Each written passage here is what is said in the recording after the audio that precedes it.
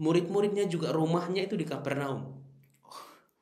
Makanya kalau dikatakan mengapa Tuhan Yesus tidak disebut sebagai orang Bethlehem tapi Nazaret, malah saya mengusulkan kita sebut dia sebagai orang Kapernaum. Tetapi marilah kita melihat untuk menjawab pertanyaan dari Frater Emil, yaitu mengapa Yesus itu disebut sebagai orang Nazaret.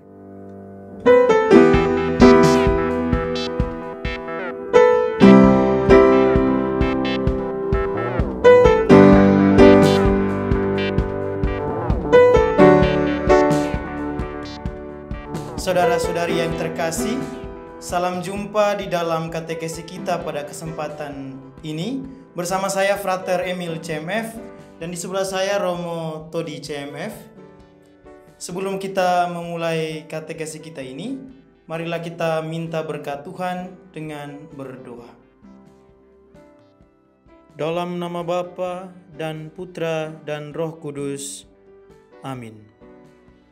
Ya Allah Bapa yang Maha Kuasa, kami bersyukur kepadamu atas rahmat kehidupan yang Engkau anugerahkan kepada kami. Kami mohon kepadamu, sudilah menerangi akal dan budi kami, sehingga kami boleh memahami sabdamu yang telah menjadi manusia, tinggal di antara kami, dan menyelamatkan kami lewat sengsara, wafat, dan kebangkitannya. Doa ini kami haturkan kepadamu, lewat perantaraan Kristus Tuhan kami. Amin. Dalam nama Bapa dan Putra dan Roh Kudus. Amin. Saudara-saudari yang terkasih, sekarang kita telah memasuki masa Prapaskah dan kita juga sudah mengikuti 2 kali ibadat jalan salib. Nah, jika saudara-saudari mengikutinya dengan serius, tentu mendengar kisah ini ketika Yesus ditangkap di Taman Getsemani itu, salah seorang yang datang untuk menangkap Yesus itu ketika dia maju, Yesus menyadari akan hal itu. Kemudian dia maju ke depan dan dia bertanya kepada orang tersebut. Kita bisa melihatnya pada Injil Yohanes bab 18 ayat 4 sampai dengan 5. Di sana dikatakan demikian. Maka Yesus yang tahu semua yang akan menimpa dirinya maju ke depan dan berkata kepada mereka, "Siapakah yang kamu cari?" Jawab mereka, "Yesus dari Nazaret." Yesus dari Nazaret. Para saudara-saudari yang terkasih, jika di dalam kehidupan kita sudah sering mendengar bahwa Yesus itu dari Nazaret, tetapi di dalam kitab suci, di dalam Injil, dikatakan Yesus itu dilahirkan di Bethlehem. Nah, kenapa ia tidak disebut Yesus dari Bethlehem, tetapi sebaliknya dia disebut Yesus dari Nazaret?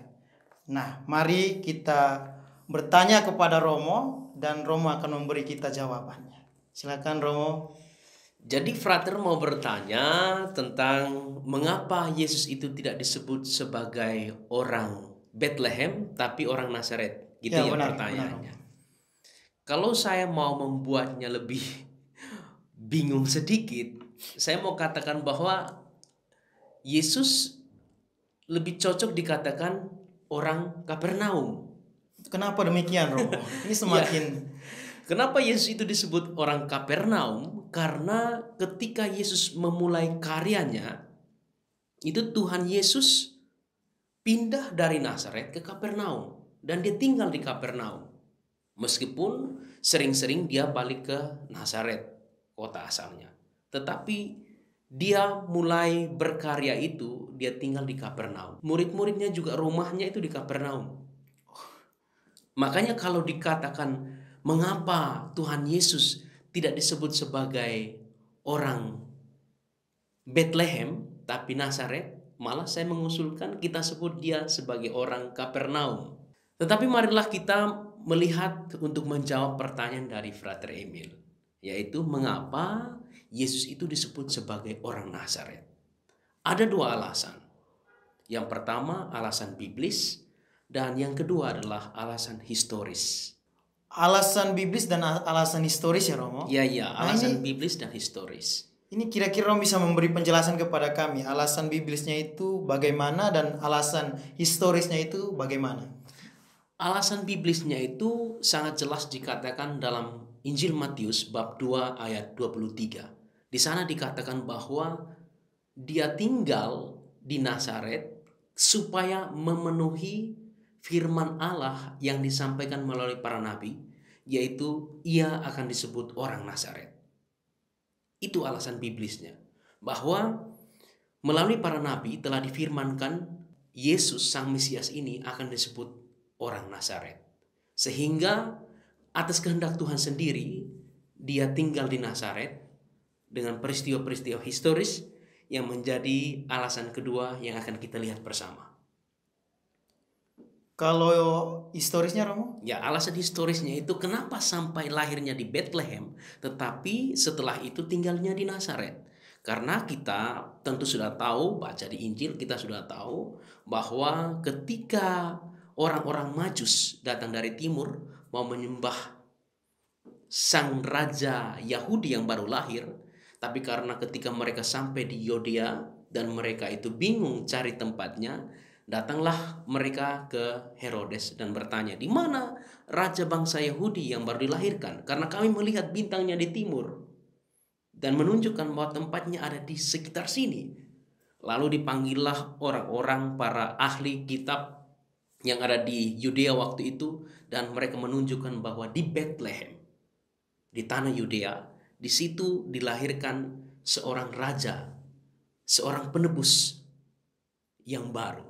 Sehingga Herodes katakan, "Pergilah dan selidikilah di sana. Dan jika kalian sudah menemukan dia, maka pulang kembali ke sini, beritahukan saya supaya saya bisa pergi ke sana untuk menyembah dia juga." Tetapi setelah ketiga raja ini, mereka bertemu dengan bayi Yesus dan mereka menyembah bayi Yesus. Mereka diperingatkan dalam mimpi ketika mau pulang, katakan jangan kembali ke Herodes. Lalu mereka kembali melalui jalan lain.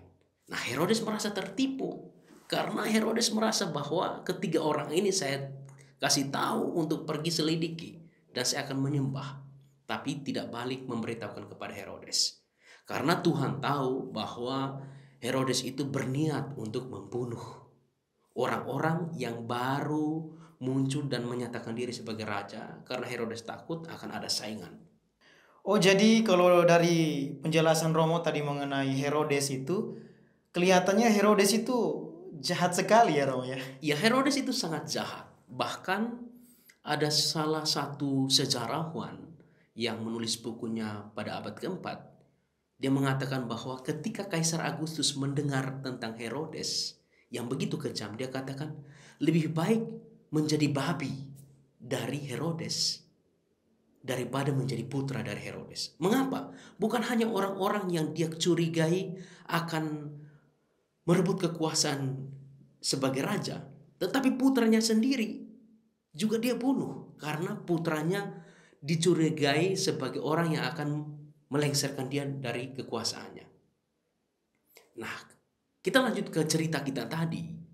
Ketika Herodes merasa tertipu, dia merasa bahwa kalau dibiarkan, maka raja yang bintangnya para Majus lihat di timur itu akan bangkit dan melawan dia. Karena itu dia menyuruh para tentaranya untuk turun ke Bethlehem, membunuh semua anak yang usianya 2 tahun ke bawah. Menurut keterangan para Majus itu, bayi yang adalah calon raja bangsa Yahudi itu berumur sekitar 2 tahun ke bawah. Sehingga semua anak di Bethlehem dibunuh waktu itu. Tapi itu yang kita bersyukur, Tuhan datang melalui malaikatnya itu dalam mimpi Yusuf, katakan, "Yusuf anak Daud, ambillah anak ini beserta ibunya, lari ke Mesir." Karena Herodes mau untuk membunuh anak itu. Dan puji Tuhan, waktu itu mereka lari ke Mesir dan tinggal di Mesir. Sampai Herodes meninggal, lalu datanglah Tuhan melalui malaikatnya, katakan, "Yusuf anak Daud, ambillah Maria beserta Yesus, anak itu beserta ibunya, untuk pulang ke tanah terjanji."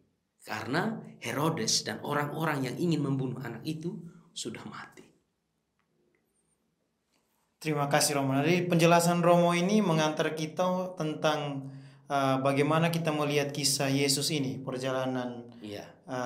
bagaimana ketika dilahirkan ada ancaman dari Raja Herodes, dan kita sampai pada penjelasan bahwa Yesus mau pulang ke tanah Palestina, tanah terjanji. Yang menariknya adalah ketika mereka mau pulang ke tempat kelahiran Yesus ya, tadi Bethlehem itu ya, karena waktu cacah jiwa mereka ke daerah Yudea, khususnya di Bethlehem ini untuk mendaftarkan diri, dan ternyata saat itu adalah kelahiran Yesus dan dilahirkan di Bethlehem. Mereka mau pulang ke Bethlehem, tetapi karena waktu itu Herodes Agung yang meninggal ini, setelah dia meninggal, kerajaannya itu dibagi ke beberapa putranya juga beberapa orang. Waktu itu di bagian Samaria, Yudea, dan Idumea itu dikuasai oleh Arkelaus, atau kita sebut Herodes Arkelaus. Sedangkan di bagian Galilea dan Perea itu daerah sekitar Sungai Yordan, itu dikuasai oleh Herodes Antipas. Sedangkan Herodes Filipus di bagian utara. Kalau sekarang itu wilayahnya sudah di luar Palestina atau wilayah di luar Israel sekarang. Lalu untuk Salome itu dia berkuasa di bagian utara Yeriko. Dan juga ada kota-kota yang langsung ditangani oleh Kekaisaran Romawi waktu itu. Nah, mereka mau kembali ke Bethlehem, daerah Yudea, tapi semua orang tahu bahwa Herodes Arkelaus ini sangat jahat. Sehingga karena takut dibunuh, maka mereka memutuskan, Yusuf, Maria memutuskan, kita berangkat ke kotamu Maria. Kotanya adalah Nazaret.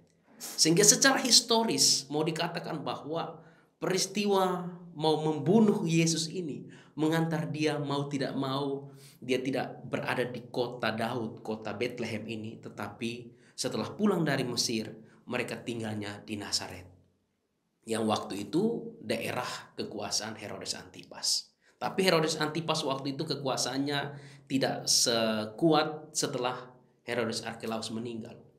Waktu itu Herodes Arkelaus sangat-sangat kuat, bahkan dia itu punya kekuasaan lobby dengan orang-orang Roma, dan bisa saja dia meruntuhkan Herodes Antipas. Sehingga Herodes Antipas waktu itu tidak kuat, sehingga mereka pindah ke Nazaret.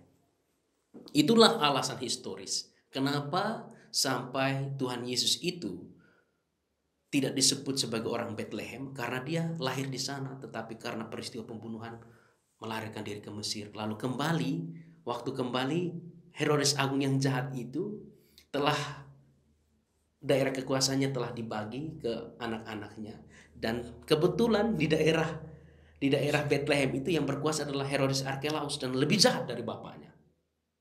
Karena itu mereka takut daripada Yesus dicari dan dibunuh, Maria dan Yosef menyelamatkan bayi Yesus itu pergi ke Nazaret, dan dia disebut sebagai orang Nazaret. terima kasih Romo. Ini kalau bertolak dari pertanyaan kita tadi di awal, kita sudah memperoleh jawabannya dari sisi historis dan juga dari sisi biblisnya. Saya rasa demikian ya Romo ya. Ya, itu saja dua alasan yang bagi saya penting untuk kita ketahui.